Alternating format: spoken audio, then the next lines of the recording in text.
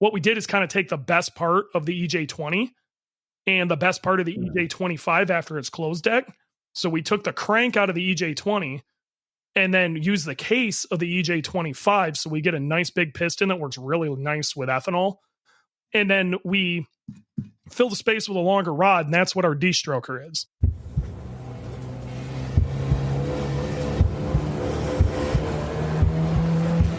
Green flag.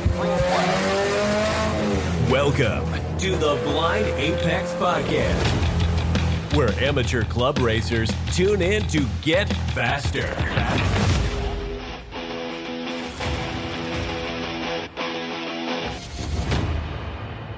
This episode is brought to you by Deechworks Fuel Systems. Use Apex 10 at checkout to get 10% off fueling your passion. If you want to support any podcast, share it with friends. You can also support this podcast at buymeacoffee.com/The Blind Apex Podcast. Now that the little business meme kit is out of the way, we're going to talk about making Subarus reliable again. I was just out of college and a buddy of mine bought the brand new STI. That's when it came out in the US market. And it was pretty cool. And my other buddy Rex ended up in a Bug-Eye WRX wagon. And then I had a roommate all within a couple of years with a 2.5 RS JDM swap in it. And they all seemed reliable-ish, to be honest. I mean, I was always tinkering with motorcycles and CRXs. And so, you know, they all had their quirks, but so did my stuff. But I want to learn about making Subarus reliable because they're everywhere. And there's even like the Factory 5 818 out there that I sort of see, and it tickles my fancy sometimes. So joining me to dispel the myths and preach the Boxster gospel, he's great at marketing because I'm not sure if he or his car is more infamous right now. Rumor is he helped people spend six figures on Subarus. I'm not quite sure how that works out, but he's also going to help me complete the heat exchanger host trifecta. You can also hear him on IAG Thursday thing. Eric Dewitt, a.k.a. Dewey. Welcome to the podcast, sir. What's up, man? How you doing? Good. I'm the one that can't type and drive at 80 miles an hour in traffic at the same time. I think you wanted to know if my name was fake or not when we were throwing questions out there during heat exchanger. So I was listening to that. I always end up, you guys record live, right? So you guys are on, what format are you guys using? So what we do is we use Discord, like a live stage on Discord, and then we record that, usually on my like road deck thing that I got here. We record that, and then we upload that to Spotify, and that goes all over the place. Yeah. So every time you guys go live, I have a recording I'm doing myself. And I'd like to be like James and sit in my sim rig and listen on Discord and BS in between races. But that never seems to work out. But anyway, I listen to you guys. I don't listen to IAG. I probably should because I would probably learn more there than I do here or will here today. But we'll see how that goes. How's 2025 been going for you, Dewey? 2025 from a time attack standpoint is actually going pretty well. We are currently in first in the championship. 2 weeks ago, we were at Mid-Ohio, a week and a half ago, something like that, and reset the overall record by almost a full second. And, with what most people seem to think is an unreliable platform, we went and beat what everybody seems to think is the only time attack platform these days, and forced him to try so hard he popped his engine. So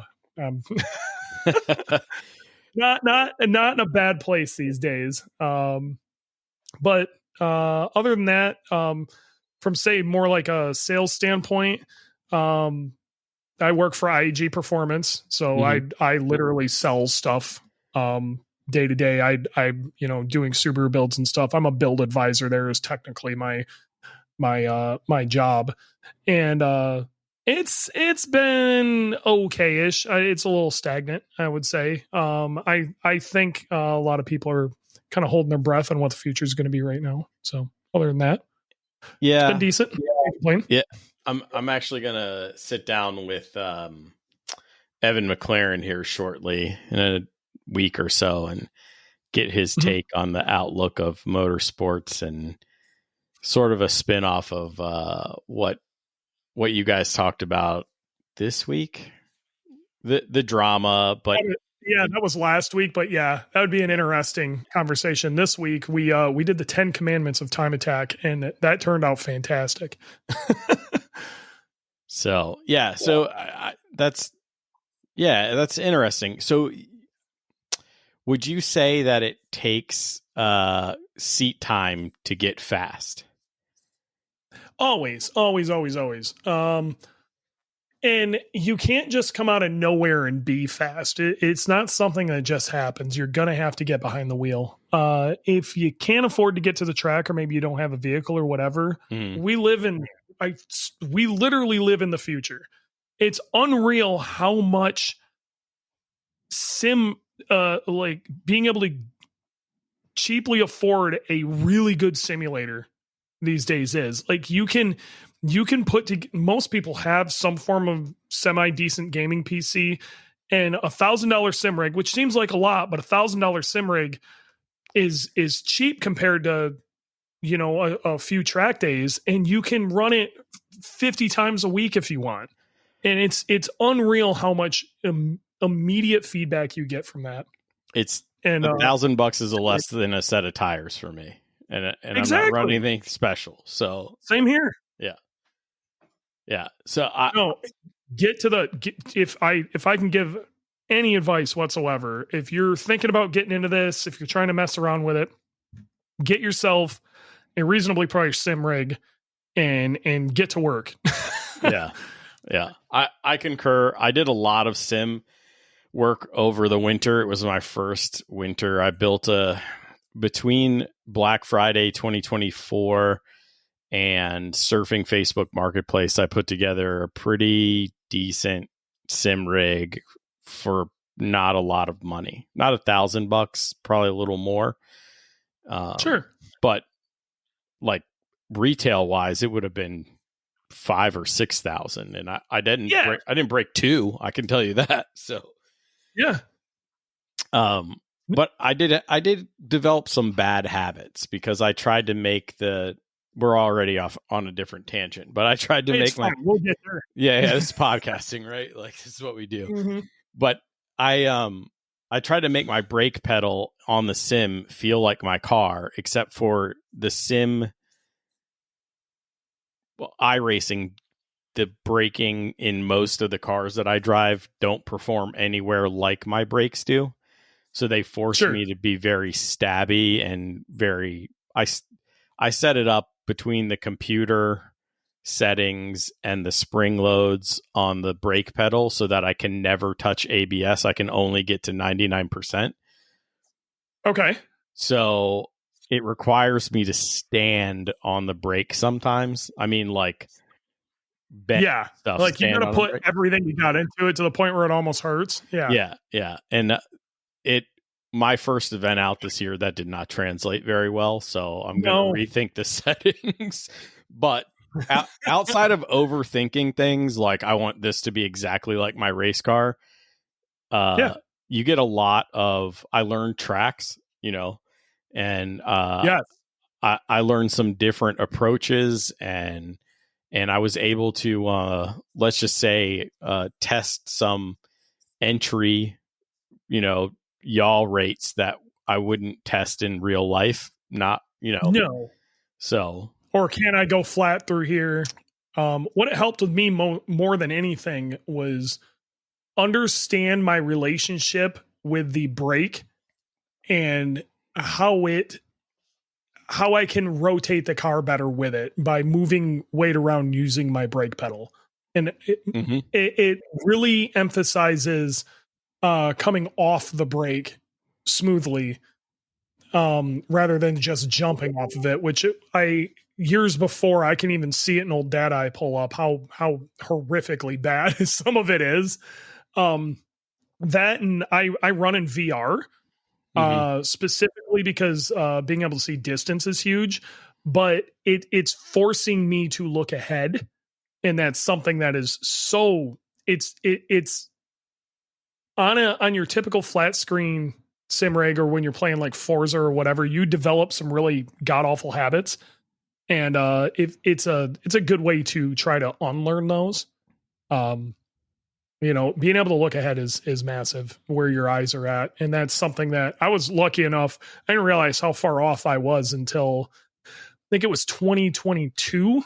It was 22. I was following Tom O'Gorman was kind of given he was still with ASM really close, and I think he was helping Dana Baczynski and a couple other guys.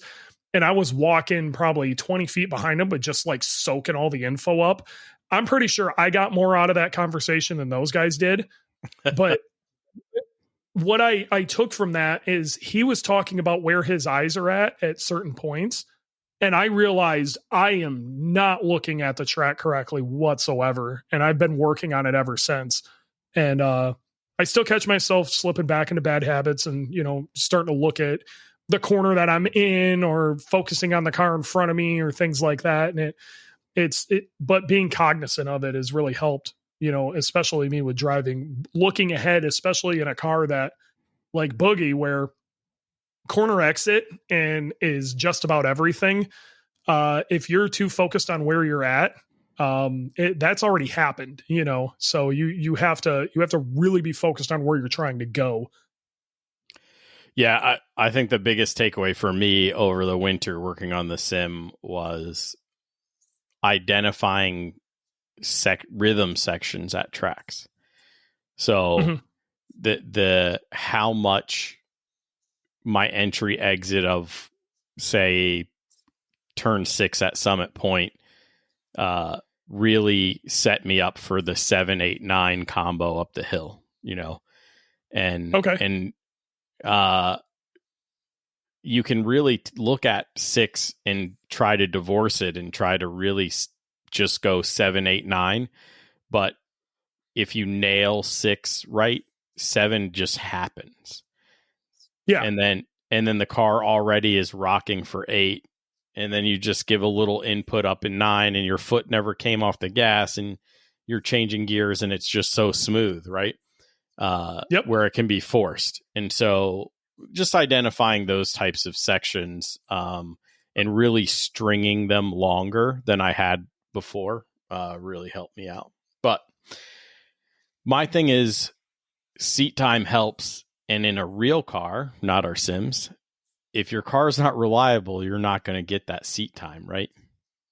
That's the honest to God truth. So I don't know how we want to talk about this because I don't know very much about your beloved Subarus. Sure. Like, do people build all motor Subarus? BRZs to a degree. I mean, that's what my my BRZ is. And that's by choice. I could turbo that, you know, I work at IAG, me getting an engine wouldn't be that hard if I wanted to like put a low compression forged engine in there, but that's not what I wanted. So NA Subarus for the most part, especially in the more classic chassis, you're really not going to see. So we're talking about turbo cars. Okay. You know, it's what it's going to be. And then with that, you're talking about turbo vehicles, and with a turbo vehicle comes issues, especially if you're trying to run long time periods. So there's things you have to think about. Yeah. So since we're talking turbo, I guess we start as the noob. Say I'm pick a car for me. What's the common car that you deal with or what you see on the track? Let's talk about a guy I talked to today. Okay. He's got a 06 STI and he wants to go do a bunch of track stuff. Okay. And he's already got a preconceived notion of what this is all going to be. first thing I've got to talk to them about is putting stuff into perspective and what the reality of it is. The amount of people who call me thinking they want a 600 horsepower car is absurd. Like, and what it takes to build a 600 horsepower car and what they think a 600 horsepower Subaru is. And like, they talk about 600 horsepower like it's like, you know, an access port and a downpipe. Like, oh, I'm just looking for like 600, nothing crazy. 600.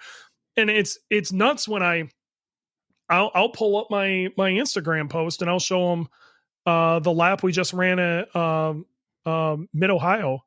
And we did that on 607, 605, 606, something like that. It like not even 610. Okay. Like, that number is so crazy. Now, we live in a time period where 1,000 horsepower just seems like this easily attainable thing. Right. But it's not. And using that is not. And that lasting any amount of time on track, no matter what vehicle you're driving, is not. Okay. But this guy, you know, asked for 600 horsepower, and we ended up having a whole long conversation. And I have these talks all the time. And really what they want is low 400s. They just don't realize. Okay. If they were to, like, let's put this into perspective. This guy's 06 STI at 450 wheel horsepower. If he can drive that well, he can run a high 10-second quarter mile with that. How much faster do you need to be? Like, nothing's going to beat you street light to street light, but that would be hammer reliable, built correctly. You know, for daily driving, taking to the track, doing whatever you want, as long as you take the right approach. 600 stuff gets a little more interesting. You got to start picking directions, things like that. So really what it comes down to in the conversation that needs to be had is, what are you really trying to do with this? If what your goal is seat time and turn in laps, okay, the car's going to start looking a lot more like a slightly detuned street class, a grid life street class Subaru. Okay, there's a couple ways to go about it, but it's basically going to be a smallish stock location turbo, basic build car. But the emphasis needs to be on temperature control and tuning more than anything. And then when you start bringing more power into the situation, that's when stuff changes again too. One of the nice things we've managed to do by beating the living snot out of my car is learn what works and what doesn't. And we've learned a lot. We have learned a lot. It's taken me many, many engines to figure it out, but we've got a pretty good recipe now. So what's a stock 06 STI pull on the dyno? So if you stick a stock GD chassis 06 STI, 04 to 07 STI, that in pretty much any STI, you're going to make somewhere around 230 to 240 to the wheels. Okay. So that's, you know, put that into perspective. That's a high 13-second car in the quarter. I use that a lot because it's real easy for people to comprehend, but that's not a slow car. You know, if you drive that, you're going to have a good time driving it. But even in stock form, Subarus have their problems. And that is, there's ways to help with some of those problems. But there are shortcomings for the engines that we got here in the States versus where other places in the world got theirs, and why we got them. Once you identify those shortcomings, understand it's a problem, and then fix the problem, the cars actually become extraordinarily reliable. So like when you were talking earlier about your boy with his bug eye, right? Mm-hmm. He had an EJ20. EJ20s, when we first got the WRX here, Subaru's got this kind of like, oh, these engines are fragile. These you got a lot of people saying these engines were fragile due to the fact that in the early 2000s, we had no idea how to tune these things. They were still trying to use SAFC2s, weird injectors. The tuning for Subarus was like, nobody understood it. What it was a bunch of old DSM guys trying to make their crap work on this. And their crap already wasn't working for their own cars. But then you try to take that on a Subaru, and it absolutely did not work. But those engines were actually really stout. They were good engines. My 02 WRX, I went 282,000 miles of straight hellish abuse.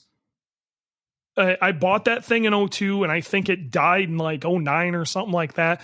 Hellish abuse. It went through 4 transmissions in that time frame because I beat the shit out of it.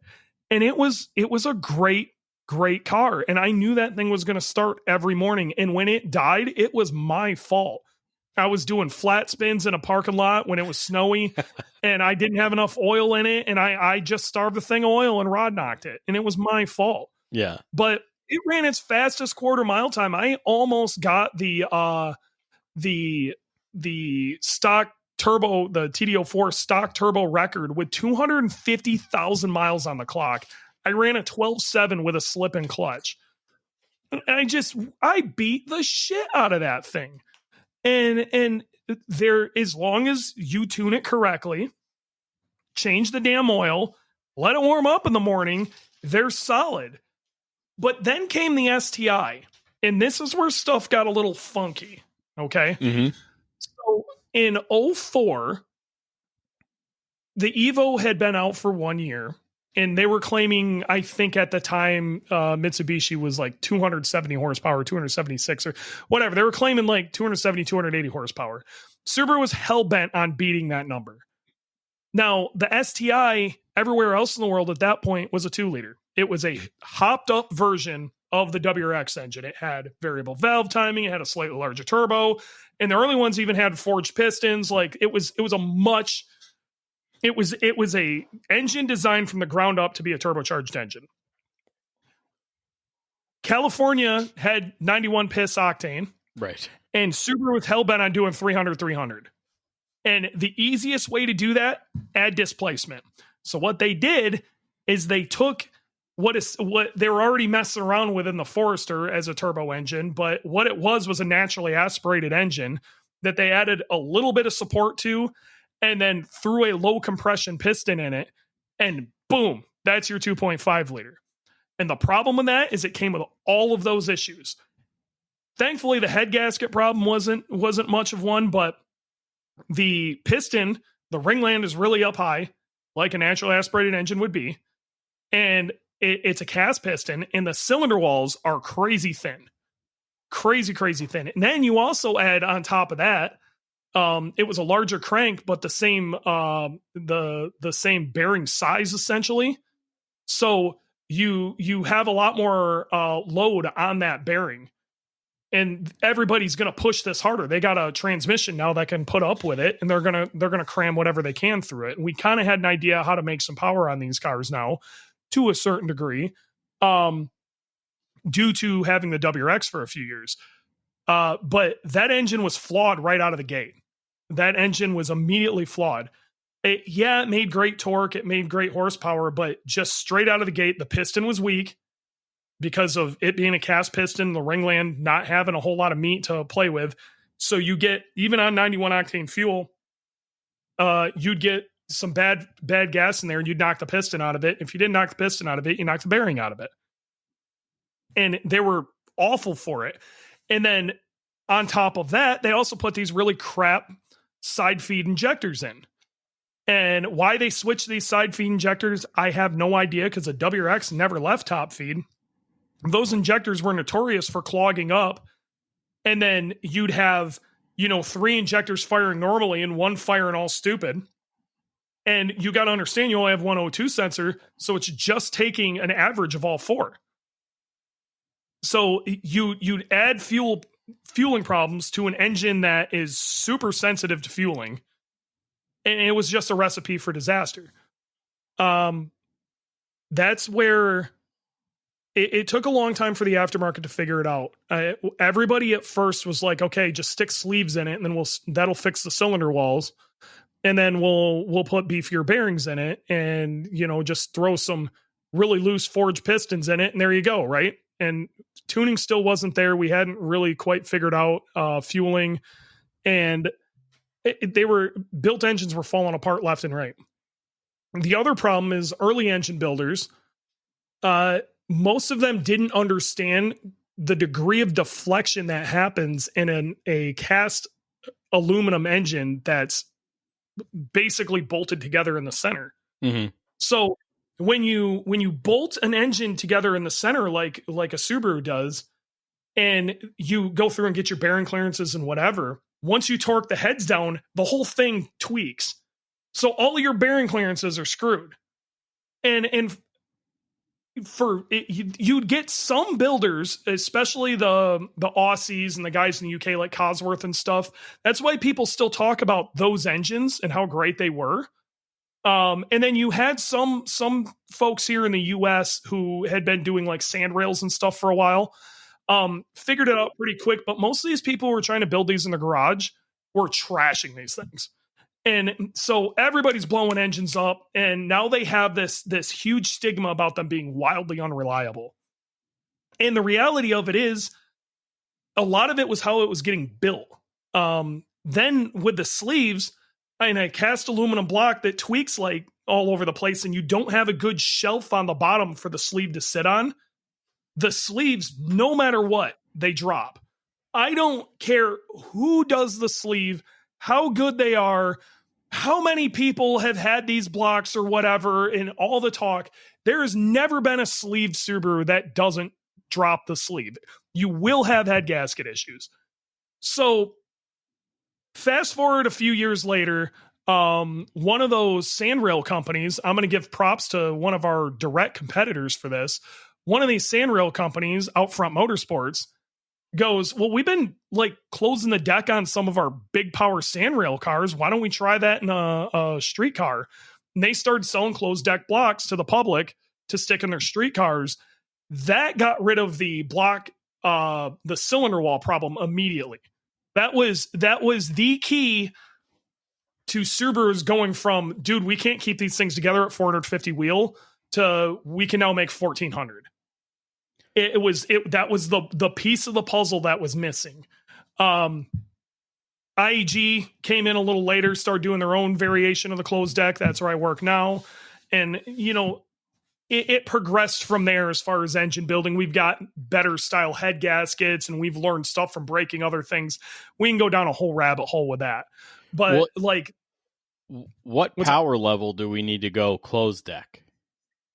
So this has been debated, okay? And you're going to have people out there that say you can take a stock motor to 500 wheel, which isn't true, especially if we're talking about track use, okay? Yeah, you can do it once. What I tell most people is if it's a weekend toy that's only going to see the street, it's about 450 to maybe 475, okay? But if you want this thing to be reliable and you're going to put a pile of miles on it, or you are taking it to the track and it's going to see use, anything past 420. And that's when I tell people, just get the damn closed deck. There's no downside to doing it other than cost. It doesn't affect cooling. Your head gaskets seal better. Even if you didn't crack the cylinder wall, it supports the cylinder walls better, so they don't oval as much. So you end up keeping piston to wall clearance better. You burn less oil. It's not as noisy of an engine. It's just a better engine.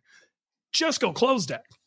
You know, and there's different variations of closed deck, but your basic closed deck, that takes you from 420 wheel to the upper 500s before you got to start thinking about better head studs and all that stuff. That's a different debate, but the closed decking, like I said, was huge.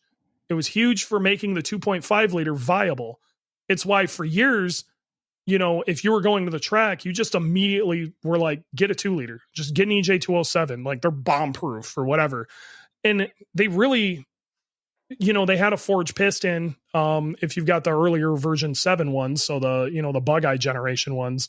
But even the later ones, they were solid just because they had a really thick cylinder wall compared to the EJ25. And their piston was designed a little better. And the rod ratio and the angle on the bearing was a little bit better. So go ahead. Yeah, I mean, so everywhere else in the world, the EJ25 for the most part kind of got pooed on, but most of these other places in the world had EJ20s to play with. We didn't have that other than 5 years with a WRX. And honestly, there just wasn't, our version wasn't great. So the US ended up taking over serious aftermarket development of the EJ25. Japan really didn't even touch it because they never really got the EJ25 other than a few strange models. They kept all the way right up until they got rid of the EJ in 2021, the EJ20. And then the Aussies, they messed around with the 25s a little bit, but they're still pretty hardcore with the EJ20. And then in the UK, they will not hear anything about an EJ25. They don't want to listen to it at all. And we've done crazy amounts of development since then, including what I run in my car now, which is what we did is kind of take the best part of the EJ20 and the best part of the EJ25 after its closed deck. So we took the crank out of the EJ20 and then use the case of the EJ25. So we get a nice big piston that works really nice with ethanol. And then we fill the space with a longer rod, and that's what our D-stroker is. And that's why I can spin the ever-living shit out of my engine.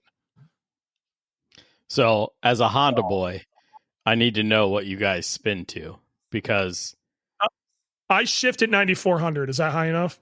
Yo, that's plenty. That's great. See, that's legit. Yeah. all the other people I talk to, they're like, 8. I'm like, no, 8's not enough. So now with a typical EJ25 and an EJ25 crank, I absolutely do not recommend going 75 or higher. Like, I just don't. 8K max. If it's a drag car, you can get a little silly with it. But if you want it to live, 7,500. But like a D-stroker setup, yeah.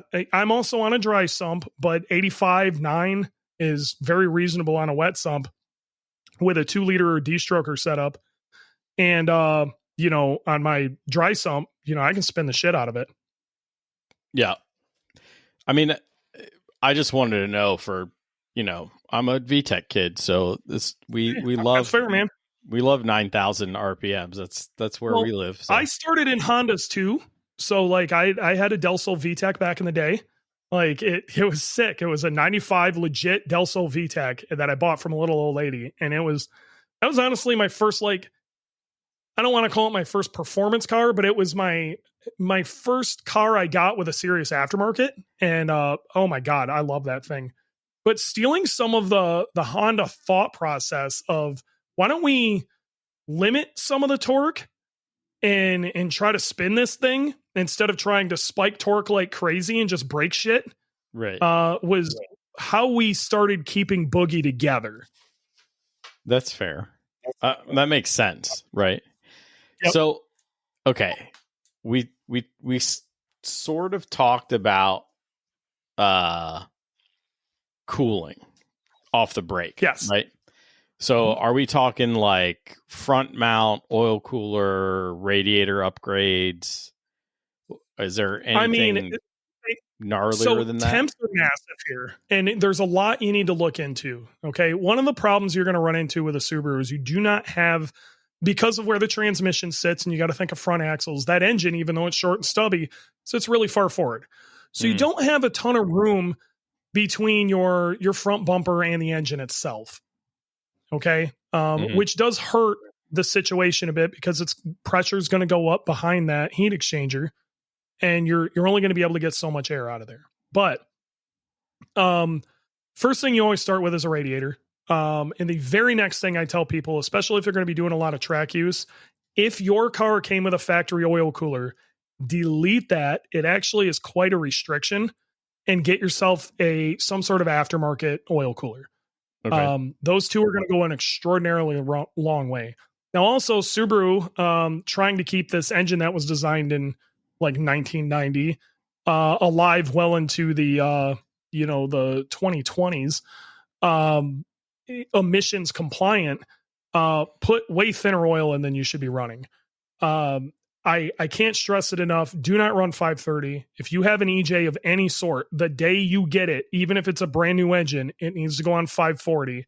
And if you're taking it to the track, put 1550 in it. Okay. But due to that, it's thicker oil. It's going to have more heat in it. You're going to need to keep it cool. Yeah. Oil. I talked with the guy from Blackstone, and Yeah. Off air, we had this massive debate, but yeah, it's fine. I'm a oil voodoo guy. Like most people, he would tell you don't do what you just told everyone to do. You know what? I've been told that a million times in my engine department. We've done 15,000 engines at IEG now. Okay. So my engine department has the data to say, sorry, man, I don't agree with you. Right. So I mean, I'm not saying wood. that's for all engines, but I can tell you for a Subaru, if you don't run 540 in that thing, you're going to be giving me a call soon. Okay. That's fair. I mean, so we got this 06 STI, and we put in the oil cooler, the radiator and all. And yep. And we're looking for 400 or so we know we're going to go close block taking this to the track, right? Yep, we're taking it to the track. Absolutely. Okay. So most of these guys, what I'll tell after they put their radiator and oil cooler in, and they've got like their basic tune stuff done and stock turbo, like, hey man, buy a helmet, go to the track, rip some laps. Yep. Make it turn. Make sure you top off your fuel every time you're out. Okay. Because of the saddle in the center of the fuel tank, if you go below a half tank and you have even remotely decent tires, you're probably going to fuel starve it, and that's going to eat your engine. Okay. Just top it off every time. It's not a big deal. Easy stuff. Bring a bunch of fuel with you. The very next thing I'm going to tell them to do, either way, they go out, they're having a good time. They run a track day or two and they start to get a little quicker. I'm going to start pressing them if they want this engine to stay alive. I'm going to highly recommend you upgrade your oil pump and you upgrade your oil pan. Your oil pan is massive. When they designed that pan, 200 treadwear tires were not what they are today. Not anywhere close. No, they were the original Falcon Azanis in 2004. Yeah, exactly. And they had they were 180 treadwear is what the STI came with, and they were RE070s. Yeah. Okay. That's what they were on that car. And as good as those tires were for their day, like they don't remotely hold a candle to say a set of RE71 RSs. Like we're not even talking in the same world. The modern RE70 or like Super 200 treadwear tire will run with a Hoosier now for one lap. Okay. So they're able to produce these crazy G loads, and we've gotten better with suspension tuning and everything else. And now we can make horsepower. You will starve that thing of oil immediately. Gingerman Raceway, I swear to God, was put on this planet to destroy Subaru engines.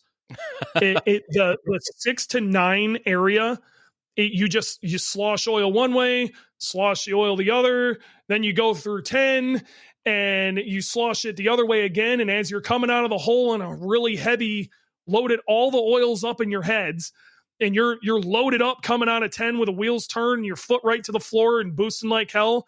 And about halfway down the straight, you start hearing your rod knock, and you got just enough time to coast into the pits before you throw your rod.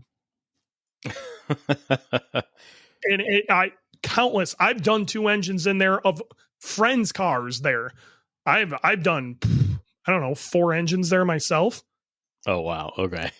Yeah.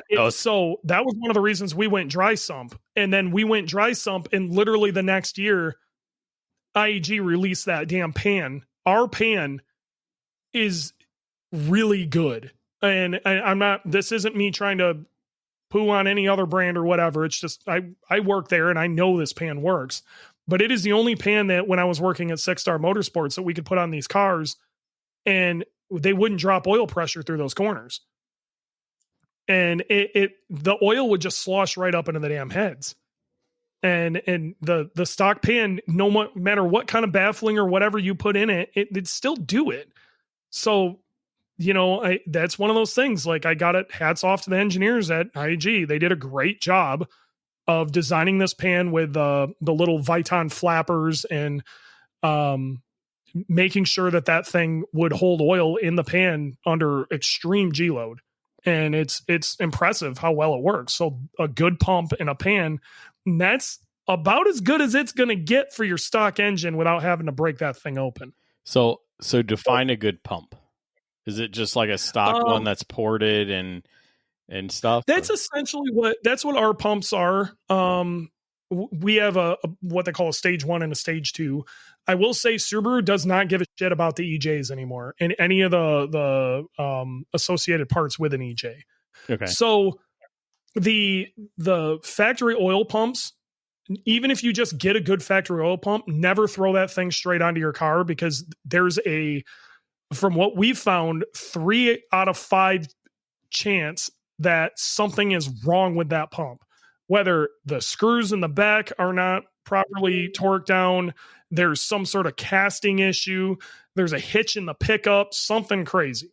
So at a minimum, have somebody you trust go through that pump, and I would add a shim or two to the pump, the relief valve, just to keep the relief valve closed a little bit longer.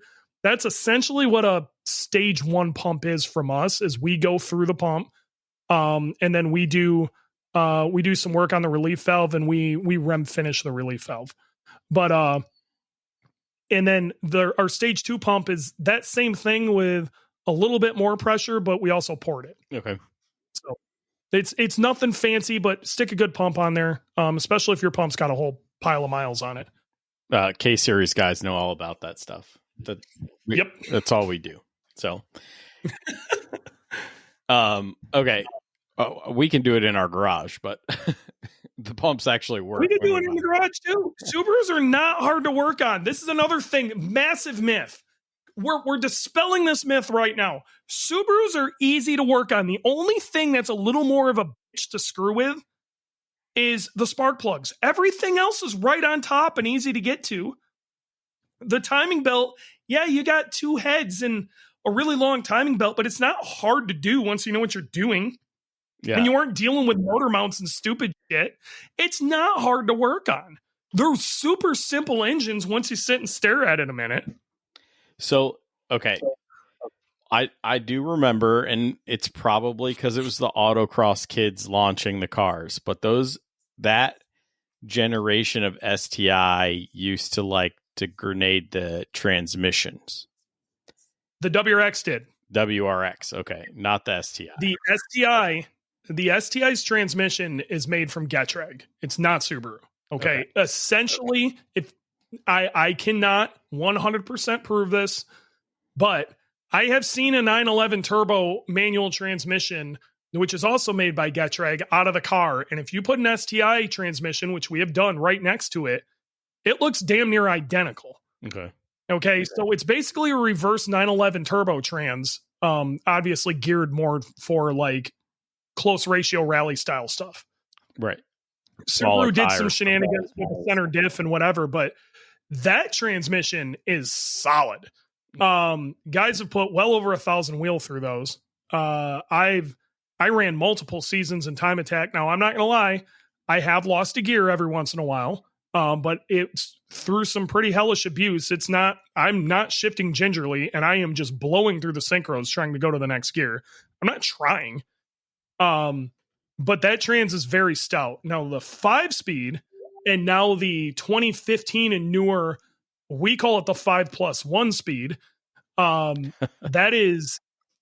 That split case design that was designed back in the early 90s for the original EJ to take grandma back and forth in the middle of the winter to go get bread. Okay. It was not designed as a performance transmission. And when it definitely was not designed for 2.5 liters worth of torque. Even they've always been kind of a bit of an issue. And you add any serious power to them, they have made slight upgrades to them, but they are not a performance transmission. Okay. You are on borrowed time with any sort of real power. Just get an STI 6-speed. Don't mess around. That's fair. So what power tiers. So we got 400, we go closed deck. I'm sure it takes different parts to get different areas, but at what's the next tier that we need to really make a major purchase? So I would say anywhere in the low 500s. I recommend most people, unless it's just a street car and they're doing it for shenanigans, you need to get off of a stock location turbo. Okay. And there's a few reasons for this, but the big one is you can only breathe so much air through a 3-inch inlet, which is the largest you can stick in stock location. But now, thanks to certain EPA things, the largest you can put there is a 2.4, which is the stock size because you need to keep your TGVs. Well, you have this 2.4-inch inlet, so you can only breathe so much air in. And the largest hot side you can put on there, so the largest turbine housing is 10 centimeters. So it's tiny. It works totally fine for under 500 wheel. That isn't an issue. Past 500 wheel, those both start to become a massive restriction.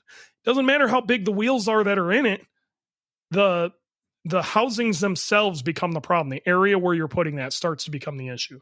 So you need to start looking at what we all refer to as rotated kits, where you're putting a standard orientation turbocharger on, and the intake then, the turbo itself is like physically rotated, and the intake no longer runs under the intake manifold, it runs around the outside.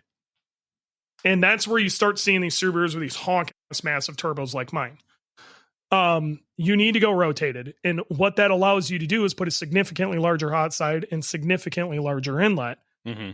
That does a few things for you. One, when you start going to larger turbos, your power band is maintained. You end up getting these giant power bands, which is something that's super sick with the Subarus. We have these fat, juicy power bands. But you're not trying to suck through a tiny little 2.4-inch straw. You're now on like a 4.5, 5-inch inlet, some giant thing. And your turbine housing is significantly larger. So you're not creating an absurd amount of back pressure into that engine. Now, one of the downsides we have, and you start seeing this at about 500 wheel, is Subaru really wanted to stick with these goofy, they wanted to stay under one gasket with their exhaust ports. So the front cylinders basically exit very straight, but the rear, they have this like dog leg, and that dog leg causes pretty decent amount of restriction and a lot of heat. Well, when you start building a ton of exhaust pressure up and backing all that heat up, that problem gets even worse. And then you start having knock issues. Anytime you're pushing heat into your backing heat up basically into your exhaust, you run into a pile of efficiency issues. But that really starts causing problems of keeping these cars together when you're adding all that heat. So again, going rotated at that point, good idea. Now, if you're just doing shenanigans on the street and every once in a while you're going to do a pole or two, sure, have at it. Or if there's some stupid rule that's forcing you to stay with a stock location turbocharger, I mean, you got to do what you got to do.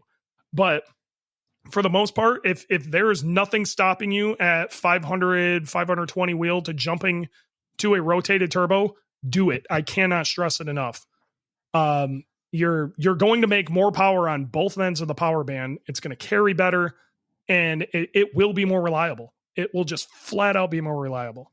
Okay. So that opens up a whole new world of turbos for you too. Now you have turbos that you can make whatever. You want to attempt 2,000 horsepower, the world is your oyster. Have fun. But it isn't, now we're going back to the engine. So your next big jump is about 600 wheel, upper 500s. Okay. At that point with a Subaru, the head gaskets actually do become an issue. I know it's a joke. Any naturally aspirated 2.5 liter, the head gaskets are blown straight from the factory. But the turbo Subarus are a lot more robust. It's not something that happens all the time. Not any more than any other car, and especially if you turn the power up, you're making mid 400s. You're making mid 400s on a Honda, you're going to have problems too. Right. It happens. So, you start to have to look at different head stud and head gasket options. Now, at IEG, what we have came up with, and I still think is the best option, is we went to a 14 millimeter head stud, which is massive. And then we did these firelock rings. So basically, we machine a recess into the block, and the ring sits down inside of it. And so that 14 mil stud, we can put a ton more torque on it, and it pinches that tight. And that is the end of head gasket issues as far as we've seen the limits to the block. Okay. So then you're just past that, you're putting stronger internals in, to spin it more. We start talking about D-strokers and other stuff like that. You've got a turbo that starts making a D-stroker make sense. So that's when you start getting into that stuff. But the real big problem up till 850 would have been the head gaskets. And then we start talking about other things. If you're going to be doing a lot of track use, you're going to be running 600 plus horsepower for long periods of time. At a minimum, you should pin the mains. And again, that's because these blocks are pinched in the center and they wiggle, they do crazy shit. And anything you can do to try to keep that as stable as possible, you need to. And once you get past that point, there are now options for billet blocks, which is sick. Okay. But it is really expensive. Right. And I mean, we even sell them, but I just for a set of K-Sabs, you're looking at almost 12 grand. Like, it solves a shitload of issues, but that's a big problem. Yeah. There is rumors and things out there of, maybe a aftermarket cast block that brings a lot of the good stuff of the billet block down to a more reasonable price. But even with that, it's still going to be $4,500 or something, which is a lot. But I mean, if it solved the problem, if you got to think like my options are swap in another engine that doesn't fit in this chassis. Yeah. Or just get that block, you're going to get that block. So let's talk chassis for a minute. Is there a certain chassis, especially for track use and reliability, we should stay away from? Man, I'm gonna get slapped for this. So my least favorite chassis for track use, this sucks because out of the box, it's probably the best one on track. Is it for the most part? Okay, I'd say it's tied for first. Okay, and that's the VA chassis. Okay, so that is the 15 to 21. Okay. And the reason that one is a problem is the size of the bumper beam and the shape of the nose make it really hard to keep cool. We have aftermarket options that help. We've got a really bad radiator. You can do some shenanigans with putting oil coolers in certain spots and whatever. But the second you start making real power and you have to put an intercooler in front of that radiator, you need a really good radiator and you need really good ducting. I'm not saying you can't make it work. I'm saying it's a pain in the ass. Yeah, it can work. Be done. It takes work and a lot of thought to make it work. Yeah. But the rest of that chassis is great. It comes with the steering rack everybody wants. The car just dynamically is really good. And it was a pretty massive step up from the 08 to 14, which we call the GR. As far as chassis dynamics and stuff. But the good part about it is you can steal a bunch of the stuff off the VA and put it onto the GR. So you can kind of make best of both worlds. As time has gone on, the GR was kind of my least favorite, and out of the box, it is my least favorite. But after you modify it, especially for track use, there's a lot of advantages to it because they made the car physically larger in a lot of ways, and it gives you all sorts of room to do fun stuff. Aero, tire clearance, you can throw 295s on those without having to get aftermarket fenders. You've got areas to put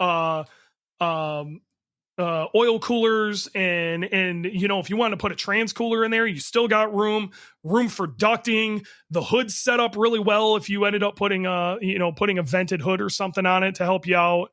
I'm not a massive fan of the rear suspension changes they made that carried over into the VA, but if you're staying on pavement, it's not bad. Mm-hmm. There's it again, that came a long way. My favorite chassis by a long shot, to build something rowdy with, it's tied for first out of the box, would be the 04 to 07 STI specifically. More specifically, the 05 STI. That was the first one to get the 5x114 knuckles, so you don't have wheel bearing issues and pad knockback problems. It's got the shorter first through fourth. There's this giant gap between fourth and fifth that sucks, and the synchros are going to go to shit.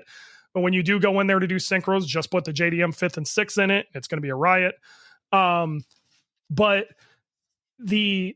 that car dynamically is a complete riot. The center diff, the way it worked, it was a more rear biased than any of the newer ones. 06 and newer, they changed that a little bit. So you've got a proper 35-65 split. And the car is a complete riot to drive, especially on track. Ton of fun. And it is, in my opinion, the best platform to build something from. The 05 STI is the best starting platform to build something rowdy from. Okay. Unless you start completely clean slate, then anything 02 to 07 is all the same. If you were going to rip everything out and start with a completely bespoke wiring harness and whatever. But that chassis kind of has like a lot of the advantages of the newer cars with having like factory variable valve timing and all sorts of stuff. The chassis is extraordinarily strong, but it's got a lot of the advantages of the old one by being significantly lighter than the newer chassis. And it's lighter, but it's still stiff. I love that chassis. You also are running the strut rear suspension, so you got travel, but you have to run a lot of camber in both the front and the rear. So you got struts all the way around, so that takes a little bit to deal with and whatever. I mean, we've done pretty good with it on Boogie, which is a GC, which is the chassis before that even. But the only time I recommend doing a GC these days is if you're willing to cage it. Because the chassis is just floppy compared to a GD. Okay. So at what point do you think most Subaru drivers will run out of brake on the stock setup? On a WRX, pretty freaking quick. On an STI, it's actually pretty surprising. I would give you 450 or so. You can still keep putting in aftermarket pads, aftermarket rotors. That they came with Brembos, and there's an absolute plethora of options out there for that pad shape. There's all sorts of good stuff you can do to it. You can get 2-piece rotors and everything, and you'd be really surprised. But past that, if you're really serious about it, you're gonna need to start thinking about going aftermarket. Now, what I will tell you is if you have a 5x100 knuckle, okay, you are cursed with a smaller wheel bearing, and the 5x100 cars do have pad knockback issues, where essentially what'll happen is you'll go around a really high G corner and there will be enough flex in the knuckle bearing hub assembly to where it will push the pad back into the caliper. And then when you go to hit the brakes the next time, there will be nothing there. It is terrifying. It is, and another good example of Gingerman trying to kill Subarus is you'll come around 9, just barking. You'll go into 10 where you desperately need those brakes to be there, and you will fire right off the end, go hang out in the swamp. Oh, okay. Because there will be nothing there. You will hit the brakes and your foot will go straight to the floor. For your first tractor or whatever, you're running around on 300 treadwear tires, ain't that big of a deal. Right. Go have a good time. Just know it's going to be there. Maybe tap the brakes a couple times. If you start getting serious, putting serious tires on there, suspension, stuff like that, you're going to find that really quick. Any of the sliding caliper cars, though, you can, if you just want to go to a track day for your first time, throw some pads and some fluid in there and just be cautious. You should be okay. But if you start getting serious, you're going to want to start thinking Brembos or aftermarket kit for sure. You know the Go Fast crack pipe hits hard. They're going to need that stuff immediately. It happens so fast. Yeah. They either love it or they don't. There's no in between. For sure. So the last question I have as far as that goes is axles. When do people need to go, oh, I think I'm going to blow up axles? Drag racing, it can happen stock fairly quick. But track use and street use, you'd actually be really surprised. The WRX axles are kind of tiny, I'm not going to lie, but you can get them in AutoZone for like $75. It's not that big of a deal. You'll start breaking axles at that, low 400, mid 400 mark on the WRX. The STI on track, hell, I ran Boogie on stock axles forever. And they're a good amount beefier. You don't want to drag race on them. You don't want to be dumping the clutch. And I would try not to be jumping curbing like I was doing when I finally broke one. But thankfully, there's a ton of aftermarket options out there too. Drive Shaft Shop makes stuff, things like that, that they just pop right into the stock spot. It's real easy, but it can get a little pricey.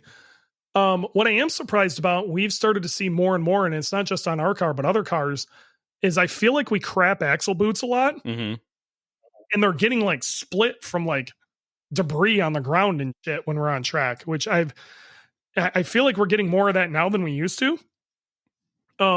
Another thing, and I think this is a CV axle thing all the way across, stuff we stole from old drag racers and drifters is, I don't know if you've ever seen the WD-40 straw trick. Yep. Okay. Like, I can't stress enough, venture axles. Take a little spray can bottle straw, and you basically shove it on the axle side of your axle under the clamp. And it gives it a way to vent pressure. Because if you don't do that and they get hot, they're going to balloon, and then they're going to hit stuff or pop or whatever. And you're just going to have a bad day. You got to give your axles a way to vent. Yeah. And axle grease will be there forever. You will never clean it. They'll never get it out. Forever.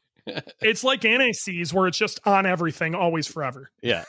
You'll be like, it's clean. And then the next time you go into that, that wheel well, you'll come back and be like, what is this? Oh yeah, I blew an axle last month. It's, you don't just do what you need to do. What else do you think people need to consider when they take their car out on track, their Subaru on track? Tuning's huge. I can't stress this enough. You need to have your car tuned by somebody who tunes Subarus. Okay. If their background is Supras and Lamborghinis and, they've tuned 10,000 horsepower LS engines, it does not apply. You have to approach Subaru tuning differently. I have no other way of putting that. If you're new at this, you need to talk to a Subaru specific tuner. Okay. It will, the approach is different. And within that, I try to tell people to look for a tuner who maybe on their page or whatever tends to show a lot of track oriented stuff, because there's also a degree of taking a little bit out of it. A Subaru track tune is softer than a Subaru street tune and much softer than a Subaru drag tune. They're not the same thing.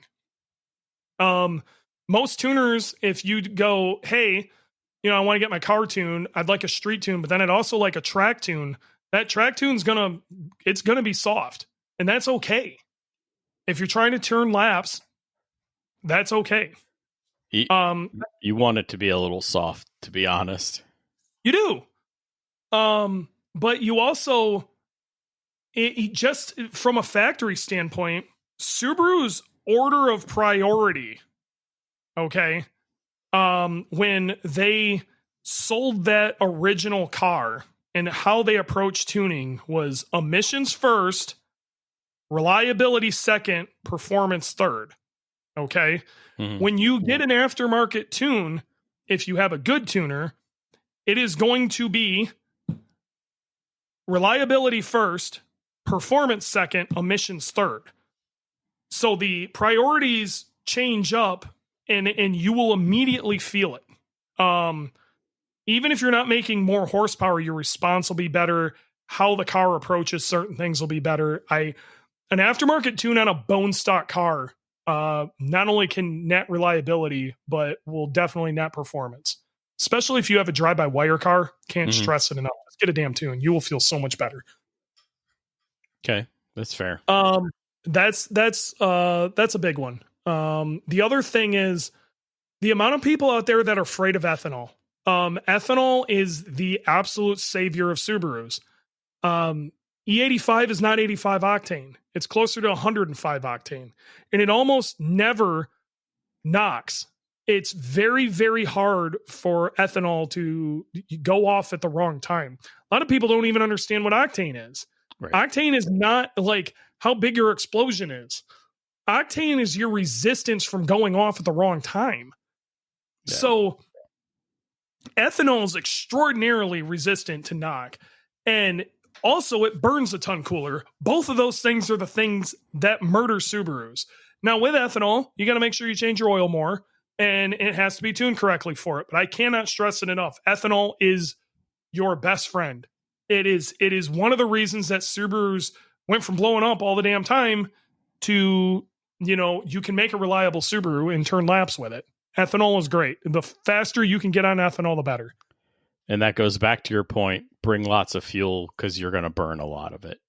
You will. Ethanol at wide open throttle. It's in most Subarus, it's 30-ish% more.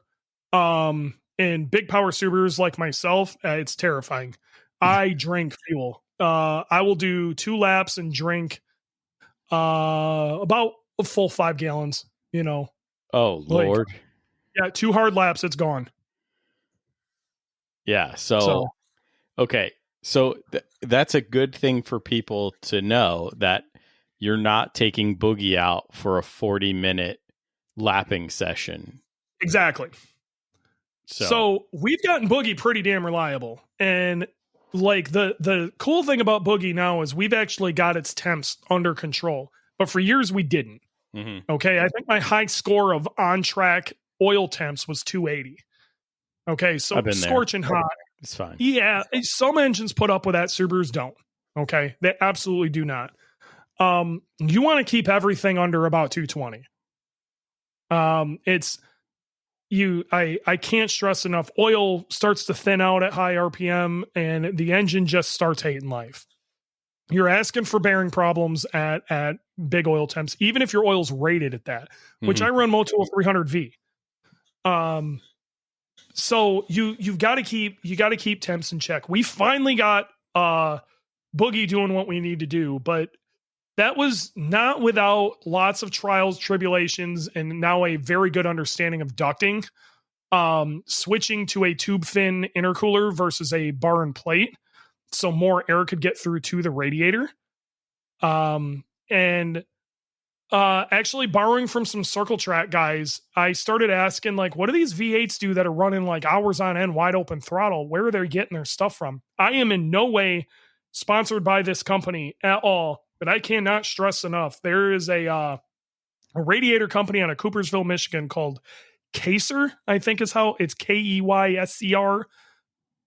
They custom made my radiator and put the end tanks that I want, or the fittings I wanted on it, in the location that I wanted, in the size that I wanted. It had it to me in a week, and it only cost me like $450 or some shit. Okay. It was stupid cheap. So don't be afraid to start looking at, you got to do a little arts and crafts to make certain things fit and whatever. But if you can get it in the same basic location, don't be afraid to look at maybe what some other platforms are doing. I can understand if you're trying to make a really OEM plus sort of thing. But if you're not, if you're trying to build a race car, don't be afraid to, bust out the old Sawzall every once in a while. Oh, yeah. Oh, yeah. You can pop rivet it back together once you need to. If you mess up, it's fine. Yeah. And then ducting. Measure once, cut twice, Ducting. Yeah. Ducting. And with ducting, it's not just air in, it's air out too. You have to have airflow on both sides, because if you don't, you're just going to build boatloads of pressure on the backside of the heat exchanger, and then we're all going to have a cry. Like, I can't tell you how many oil coolers I've seen just straight into like they're in a fog light, but then behind it it's sealed. Like, what is that doing? So air's just building up in the front of that oil cooler and blowing around, or they're building ducting with like a scoop, thinking they're trying to get more air in, not understanding that you need to look at it more like pressure than airflow. Right. So like, this is something that took a long time for me to understand too, that like a duct with a very either very straight or even like having the walls come in a little bit versus it being more like a cone will function significantly better than the cone, because you're going to build higher pressure in front of that core, so it's going to force it through. Yep. And then we have I had Al from Race Louvers on, so we talked about know the exit sizing, the entry sizing, all that stuff. So it's all important. So you need to look into that stuff, especially if you need to start optimizing your cooling. And this is any race car. Any race car at all, keeping your temps in check. You really got to think about ducting. A heat exchanger without a duct, you can make a really crummy heat exchanger, radiator, your oil cooler, whatever, intercooler. You can make a crummy one operate pretty well with really good ducting. No matter how much you spend on a really good heat exchanger, if it's ducted like shit, it isn't going to work. Right. And so, talking to Al, I don't even know what episode it was, but you can get, say, 10% by just doing the front. And if you can get the back ducted out or vented properly, you turn the front and back, it turns into like a 35%. So you get extra bonus in the back, like 25% or so. This is one of the reasons I like the GR chassis. Their fog lights have a really nice entryway right in the front. You stick your oil cooler in there, but they also have this like little, it was supposed to be kind of a show side vent thing. That's very easy to pop out, and you have a very, really nice defined exit that's also before the wheel well, so you're not dumping all that pressure into the wheel well. It's dumping out before it. So it's in and out in the bumper, and there's plenty of space to do it. It's so nice. It's so nice. I'm so pissed at my tuner Graham on how nice it is. It's beautiful. And doing that in other chassis can be a bit of a pain in the ass. You got to think about it. That's why, like on Boogie, my original concept was I want a duct coming through my driver's side headlight, and it's going to exit out of the hood. So my oil cooler sits behind my driver's side headlight, and my entry and exit's there. And it took me like 7 or 8 variations of that and a ton of help that Dylan finally, my crew chief, I guess is a good, he basically manages the car now, but Dylan finally built something and CAD 3D printed it. And now the thing's crazy efficient. As long as we're moving, we do not have oil temp issues at all. I'm doing $1.65 down the straight of mid Ohio, and it does not care. But it used to be a absolute nightmare to try to keep cool. Yeah. Every race car, it's important to keep cool, but it sounds like in the Subarus, it's extra important. So you got to keep the temps lower than you would think. You know what I mean? There's guys who will turn laps in, like E46 M3s. I've heard it's totally normal on an E46 M3 to run 280 degree oil temps. And everybody's just okay with that. And I'm like, that is insanity to me. That is, we're shutting the car down and we're slapping me for driving it. And they're just like, turning laps. Hey, I believe they also have bearing issues, but I don't know. I don't know, man. It's BMW stuff. I can't afford that. All right. Well, I think that's a good start for everything. I do have one segment though. Sure. So, and this is a surprise. So, all right. What's your favorite or funniest racer excuse you've ever heard? That I've ever heard or I've ever said? Either one. Oh man, that's a tough one. Why'd you gotta, man, I could have thought of a billion of them.